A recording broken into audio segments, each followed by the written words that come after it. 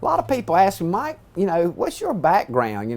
Why are you in politics now? And, it's 40 years ago, 1984, I got involved in politics down in York County, South Carolina. And that's during the time when Ronald Reagan was running, and there was a big conservative movement. And, I felt like I needed to get involved, so I ran for county council. Then, I was 21 years old, won 42% of the vote. So I remember getting Governor Carroll Campbell in South Carolina. He was the first Republican governor, and all those guys are, running around now nationally in D.C., so I've always had that in my background. But I went a different direction when business and those kind of things, where I was customer service and really serving people in those capacities. But now come full circle, politics is, to me, it's just business. And, once you decide you're going to get in politics, it's not like business where you accept everybody. It seems like people kind of side one or side two kind of thing. But I've always been somebody that can bring people to the middle. I can unite people, and I can really make things work in those regards, because people connect with me. And I've been through all the gauntlets, in business and in politics, in religion and those kind of things. And it really comes down to connecting with each person and people knowing that you care about them and that you're sincere. Now, sometimes we're not always going to agree, but we can still be civil with one another. We can still communicate because we are Americans and we are Burke County people. And so I love all of the people around me, good, bad, and indifferent. We can work together and break bread together. Well, one of the reasons I'm running for County Commissioner is a lot of people are concerned about transparency. There's various ways that we get information. And, we've got the paper now, we've had the News Herald and things like that, and people are moving towards social media and those kind of things. And the generation that's with the phones and all the things, man, they're down here on their phones, and that's how they connect and get their information and everything. It's if you ain't ready for that, it's like a wave, it'll overtake you. But transparency among getting the message out of what's going on. Now, we have elected officials that we elect, and they're supposed to represent us. And I think that there's been a disconnect over the years where people just don't feel like that they can connect with people.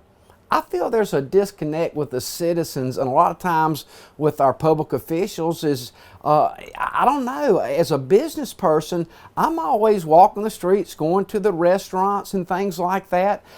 So I'm out in the streets. I'm seeing where the police are at. I'm seeing who all's looking at the different things that are going on. And, I don't see many people out there that you can approach.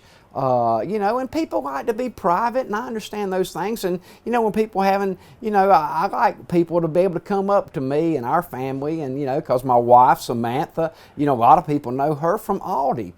She worked at Aldi for years, the food store. And so, a lot of people know her from there. And so, we like to be in the community, connecting with the community, and that disconnect, it seems like it's there when you're trying to deal with the government sometimes. I wish it wasn't. It always comes back. I always talk about customer service and feel like that you can approach somebody and can you direct me in the right direction without feeling like I'm getting the door put in my face right off the bat. That's what I'm hearing from most people I talk to from every generation is the transparency, and people are demanding it now.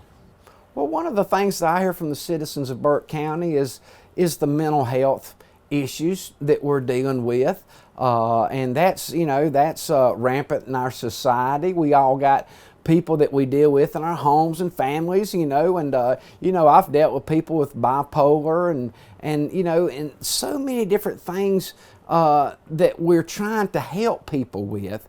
And you say, what's the solution to these questions? Or what's the solution to the mental health of the homeless and things like that? You know, how do you help these people? Well, we know that most people from our community or in our churches and those type of organizations are always there trying to help the homeless, feed the ones that are hungry and things like that. But it seems like we have a generation of people that have been spoiled, is the only way I know how to say it. You know, we've got it good. We've got it good. And even the ones that are down on their luck, you know, they got it so good that we support them and they don't have to give back much. But, you know, that's got to change. It's a mindset. It's people have to have hope.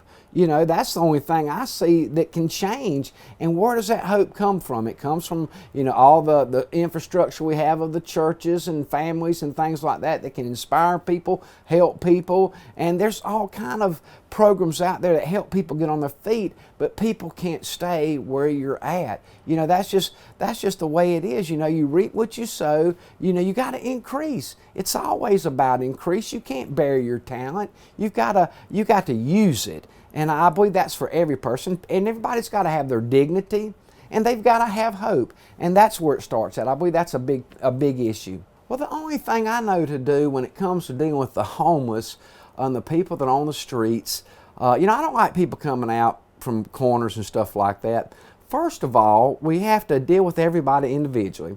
You know, that's one thing me and Arwen's talked about a lot. You know, she's like the CFO of our company, and Arwen ran the McDowell mission up in McDowell County. And she's well connected with all the different organizations here in Burke County, and you know, people are giving people. You know, people are always trying to help, but it comes that people decide that they choose to do the hard drugs. You know, now, you know, I got to deal with each person. Where do they live at? What's their address? You know, all those kind of things. You know, you got to start one-on-one where you can really find out what each person is about, and you know, and then how we can assist them. Are they willing for some assistance?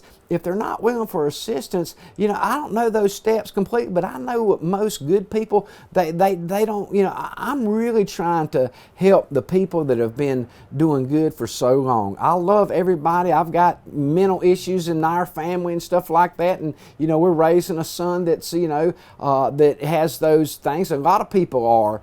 And, you know, you have to have a calm, you have to have a peace, you have to have a hope, you got to have a solution, and we can work together for those solutions for our homeless. You know, if we release some things, open some things up, and work together as a community, I know there's solutions that we can figure out together. Well, so many people are using their phones now. You know, everybody is. The homeless, everybody, you know, you can be out in the middle of the desert, you know, people got their phone. So people are capable, they're mentally stable enough to know how to operate a phone and communicate with somebody. But yes, there's, you know, we have all the alerts that come across our phones now when there's, you know, storm warnings, you know, when there's an Amber Alert. Things like that, you know, sure, you know, if there's, you know, homeless you know, that they could opt into to shelter and things like that. Innovative ways to think of things like that, I think, are great. But the thing that, you know, I think has got to be important is everybody has to come in together. Everybody's got to work in the field if they want to enjoy the fruits of the harvest. You know, now we can help those that need help. You know, I'm not a crass person, but at the same time, I'm a no-nonsense person. And, you know, you help the ones that really need help. You can tell the difference. And the ones that choose not to help, you know, they're not going to get the blessing as much. You know what I'm saying? That's the way I feel. The ones that need to help, we're going to reach out to them through social media and all those kinds of ways that, you know, we've got systems in place. You know, we just got to utilize them, you know, and we got to connect with everybody. It's a community thing. You know, this is just like our house. It's just a big, big house. And, you know, and when you take care of your house, you know, you got all the things that go into taking care of the house, making sure it's warm, making sure it's secure, making sure everybody's healthy, everybody's got what they need, you know, and all those kind of capacities come into it. You got to communicate with each other. That's the key thing, is communication, being transparent, being open, being straightforward with one another. And, you know, I think people are looking forward to that. They're looking forward to somebody that can communicate and be transparent and help them out. Know that they're really concerned for them. I'm concerned for people, I really am. But I'm concerned for people that are trying too. You know, there is a difference. Now, people are always asking about, you know, all the things, what can we do here in Burke County for families and things like that. And boy, I'm all in on families. I mean, we've got a wonderful community here. I mean, we've got nature's playground right here at the Linville Gorge, you know, Table Rock. You know, we're known for that here in this area. It's a wonderful area. And we're known for all the place to raise a family and children and things like that. You know, and things are starting to build up and people are starting to come here. There's an influx. North Carolina is one of the top states. And so that influx is coming, and we want to be prepared for our families, the safety and the security of our families, our children, and all those aspects, events, music, the arts. You know, man, to me, I'm right here in Burke County. And man, I want to be with my neighbors, and I want to have the best restaurants, the best things for our children, you know, the best parks, the best infrastructure, you know, the best ways to get around. And, you know, that's the standard I have. And I think we can have that through manufacturing, through building the community around the family, around that structure. And people are looking for that. They're looking for that kind of thing, knowing that their kids are going to be taken care of, and there's a place that their kids can come back to. A lot of our kids are going out, you know, and they're being educated and stuff like that. But I keep telling them, that's all right, y'all go out, give me a few years. When you come back, Morganton's going to be the place to be. People ask me all the time about, you know, Mike, tell me about the local Pfeiffer YMCA. You know, it used to be Pfeiffer Wellness Center, and you know, I've played racquetball there for years, and there's such a great family there, and we've had great times there. And just recently, there's been a transition to YMCA's come in there. Nate, I love him. Chris Casales is a good friend down there in Catawba County, and you know, these people have come in and they've opened up the door for more families, you know, for a diverse group. And we need that in our county. We need that diversity, first of all, you know.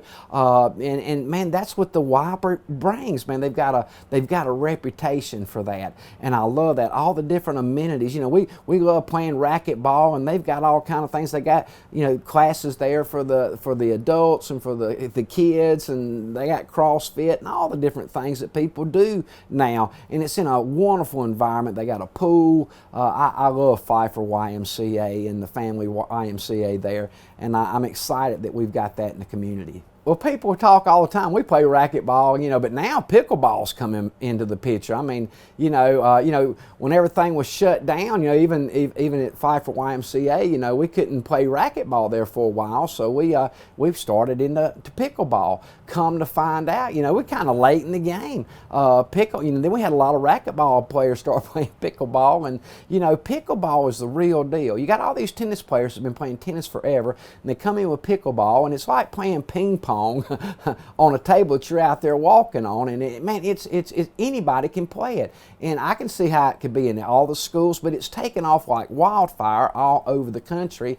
And you know, it's such a fun sport for the whole family. Anybody can do it, and there's all kind of different levels like in anything else. But you know, they got like Bones Jones up here. You know, all those guys love playing pickleball. I love what he's done. He's brought a restaurant in there, and he's hit on a nerve that everybody loves. There's a good group of people around here in Burke County that love playing pickleball, and I'm all about that. I'm excited about Western Piedmont Community College, all the things they're doing. They've got some things on the horizon, you know, Joe and them, that, you know, that's, man, we getting ready to see some really nice things happening, and I'm excited about that.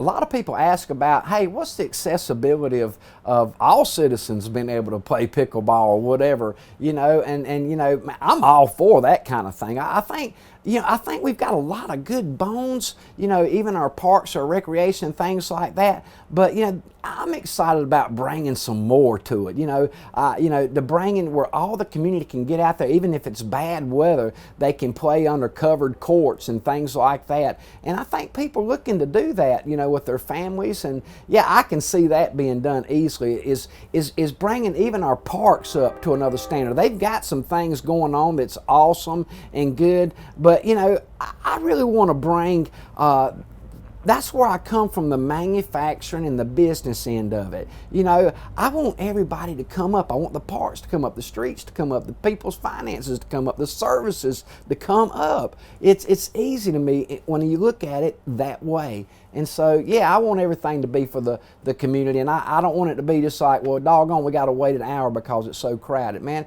just have enough room to move around, have enough room to park, have facilities, have clean places, nice places, and man, it's going to be a wonderful place to be.